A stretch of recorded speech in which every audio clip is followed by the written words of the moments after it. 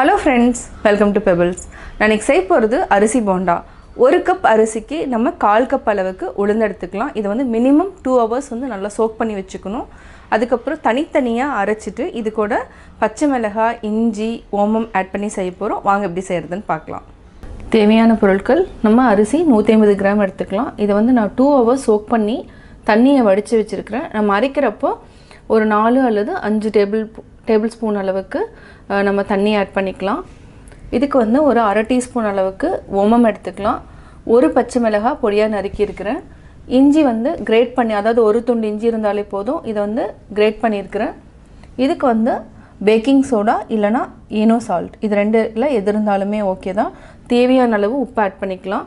அரிசி நான் 2 hours choke பண்ணி வச்சுருக்கிறேன். ஸோ அதே மாதிரி நம்ம உளுந்து வந்து ஒரே ஒரு கைப்பிடி அளவு, 150 கிராம் அரிசிக்கு ஒரு 30 கிராம்ஸ் அளவு உளுந்து எடுத்து நம்ம 2 hours ஊற வச்சுக்கலாம். இதை வந்து தண்ணி வடிச்சிட்டு நம்ம அரைச்சிக்கலாம். நம்ம அரிசி ஊற வச்சுருக்கிற அரிசியை ஆட் பண்ணிக்கலாம். இது கூட ஒரு 2 பெரிய ஸ்பூன் அளவுக்கு தண்ணி ஆட் பண்ணிக்கலாம். மொத்தமாக ஒரு 5 டேபிள் ஸ்பூன் அளவுக்கு தண்ணி ஆட் பண்ணிக்கலாம். தேவையான அளவு உப்பு ஆட் பண்ணிக்கலாம். அரிசி அரைச்சிட்டோம், ஒரு பவுலுக்கு மாற்றிக்கலாம். இப்போ நம்ம உளுந்தையும் அரைச்சிக்கலாம். தண்ணி கொஞ்சமாக இருந்தாலே போதும். உளுந்தையும் ஆட் பண்ணிவிட்டு இதையும் நம்ம நைஸாக அரைச்சிக்கலாம். உளுந்து அரைச்சாச்சு. இப்போது இதையும் ஆட் பண்ணிக்கலாம். ரெண்டையும் நல்லா மிக்ஸ் பண்ணிக்கலாம். இப்போ அரிசி உளுந்து கூட இஞ்சி, அதாவது ஒரு துண்டு நம்ம வந்து நல்லா கிரேட் பண்ணி வச்சுருக்கோம், இதை ஆட் பண்ணிக்கலாம். பச்சை மிளகாய், பேக்கிங் சோடா இல்லைனா ஈனோ சால்ட், இது வந்து நான் வந்து ஈனோ ஆட் பண்ணுறேன். இது வந்து ஒரு 1/4 டீஸ்பூன் அளவுக்கு நம்ம ஓமம் ஆட் பண்ணிக்கலாம். ஓமம் வந்து நல்லா டைஜஷன் ஆகும், டேஸ்ட்டும் நல்லாயிருக்கும். இதை நல்லா க்ரஷ் பண்ணி போட்டுக்கலாம். இது ஒரு 1/2 டீஸ்பூன் அளவுக்கு நல்லா மிக்ஸ் பண்ணிக்கோங்க. இது ஒரு 1/2 hour வந்து நல்லா புளிக்கணும். மூடி வச்சிடலாம். 30 மினிட்ஸ்க்கு அப்புறம் எடுத்து டீப் ஃப்ரை பண்ணிக்கலாம். 30 மினிட்ஸ் ஆகிடுச்சு. மாவு நல்லா புளிச்சிருச்சு. இது வந்து கரெக்டான பதம். இதை நல்லா கலந்து விடுங்க. உப்பு இருக்கான்னு செக் பண்ணிக்கலாம். பத்தலைனா கொஞ்சமாக ஆட் பண்ணிக்கலாம். இதை நம்ம டீப் ஃப்ரை பண்ணி எடுத்துக்கலாம். சின்ன சின்ன உருண்டைகளை பெருசாக போட வேண்டாம், சின்ன உருண்டைகளை போட்டு டீப் ஃப்ரை பண்ணிக்கலாம். இதுக்கு வந்து அரிசி எந்த அரிசி வேணாலும் எடுத்துக்கலாம். இட்லி அரிசி, சாப்பாட்டு அரிசி, பாசுமதி அரிசி எது வேணாலும் எடுத்துக்கலாம். இப்போ நம்ம டீப் ஃப்ரை பண்ணிக்கலாம். இப்போ நம்ம சின்ன உருண்டை போட்டு பார்க்கலாம். நம்ம சின்ன சின்ன உருண்டைகளாக போட்டுக்கலாம். பெருசு போட்டோன்னா உள்ளே வேகாது. இதே மாதிரி சிம்மில் வச்சுக்கோங்க. நல்லா பொன்னிறம் ஆகணும். நல்லா கோல்டன் ப்ரௌன் ஆகிடுச்சு. இப்போ நம்ம எடுத்துக்கலாம். சுவையான அரிசி போண்டா ரெடி. இன்றைக்கி செய்ய போகிறது உருளைக்கிழங்கு போண்டா. இது வந்து எல்லாத்துக்குமே ரொம்ப பிடிக்கும். அதாவது நம்ம இன்றைக்கி 6 உருளைக்கிழங்கு எடுத்துக்கலாம். அதை நல்லா ஒரு 5 விசில் விட்டு வேக வச்சு தனியாக எடுத்து வச்சுக்கலாம். இது கூட தாளிக்கிறதுக்கு என்னென்னங்கிறது இப்போ நம்ம பார்க்கலாம். உருளைக்கிழங்கு போண்டாவுக்கு தேவையான பொருட்கள் நம்ம 6 உருளைக்கிழங்கு எடுத்திருக்கோம். இதை வந்து நல்லா வேக வச்சு, அதாவது 5 விசில் விட்டு வேக வச்சு தனியாக எடுத்து வச்சுருக்கேன்.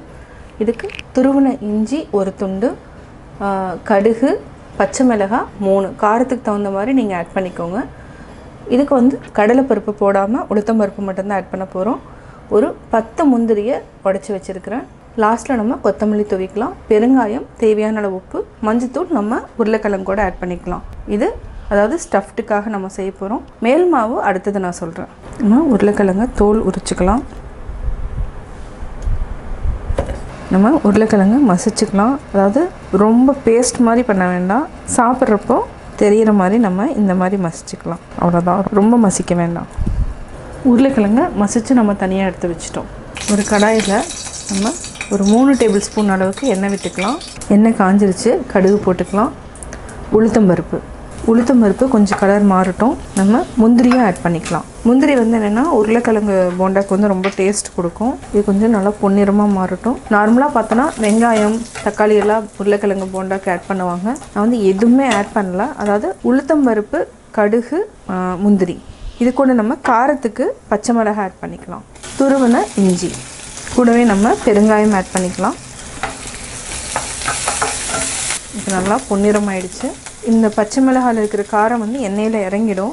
இது கூடவே நம்ம மஞ்சத்தூள் ஆட் பண்ணிக்கலாம். கருவேப்பிலை வந்து ஆப்ஷனல் தான், பொடி பொடியாக நறுக்கி ஆட் பண்ணிக்கோங்க. இப்போ நம்ம உருளைக்கிழங்கு ஆட் பண்ணிக்கலாம். இது வந்து லைட்டாக மசிச்சு விட்டுக்கலாம். இப்போது தேவையான அளவு உப்பு ஆட் பண்ணிக்கலாம். இது வந்து ஒரு 2 நிமிஷம் நல்லா வெந்தாலே போதும். இதை வந்து தனியாக நம்ம ஒரு பவுலில் மாற்றிக்கலாம். இப்போது நல்லா மசிச்சிட்டோம். இதை ஆற வச்சுட்டு உருண்டை பிடிச்சிக்கலாம். அடுத்து நம்ம மேல் மாவு என்னன்னு பார்க்கலாம். இதை தனியாக எடுத்து வச்சுக்கோங்க. உருளைக்கிழங்கு போண்டா செய்கிறதுக்கு நம்ம மசாலா ரெடி பண்ணிட்டோம். நம்ம மேல் மாவுக்கு கடலை மாவு 200 கிராம் எடுத்துருக்குறோம். ஒரு 50 கிராம்ஸ் வந்து அரிசி மாவு எடுத்துக்கலாம். இது கூட நம்ம மிளகாத்தூள் ஆட் பண்ணிக்கலாம். 1 டீஸ்பூன் அளவுக்கு எடுத்துருக்குறோம். பெருங்காயத்தை ஆட் பண்ணிக்கலாம். தேவையான அளவு உப்பு ஆட் பண்ணிக்கலாம்.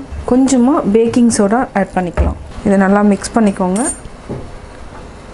கொஞ்சமாக தண்ணி விட்டு கரைச்சிக்கலாம்.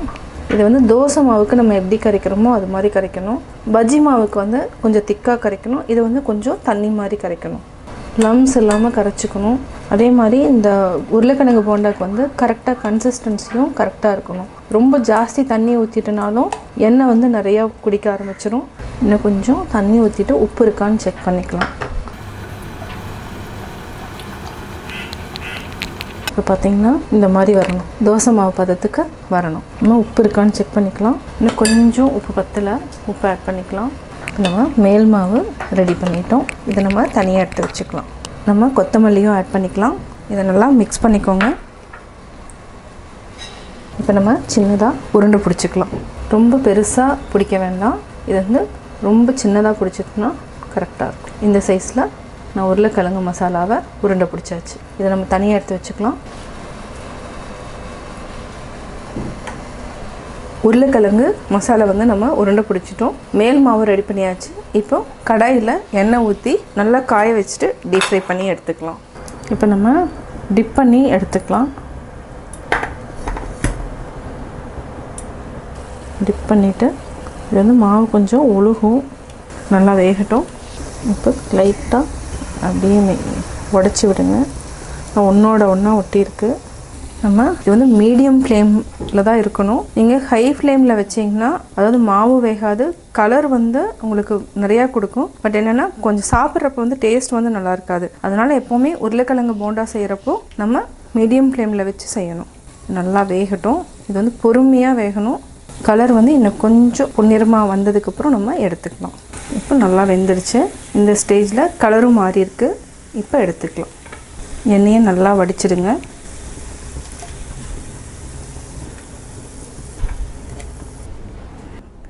சுவையான உருளைக்கிழங்கு போண்டா ரெடி. கட்டாயம் உங்களுக்கு இந்த வீடியோ பிடிச்சிருக்கும். இந்த வீடியோ பிடிச்சதுன்னா லைக் பண்ணுங்கள், ஷேர் பண்ணுங்கள், கமெண்ட் பண்ணுங்கள். மறக்காமல் பெபிள்ஸ் தமிழ் சேனலையும் கோபி சுதா சேனலையும் சப்ஸ்கிரைப் பண்ணுங்கள்.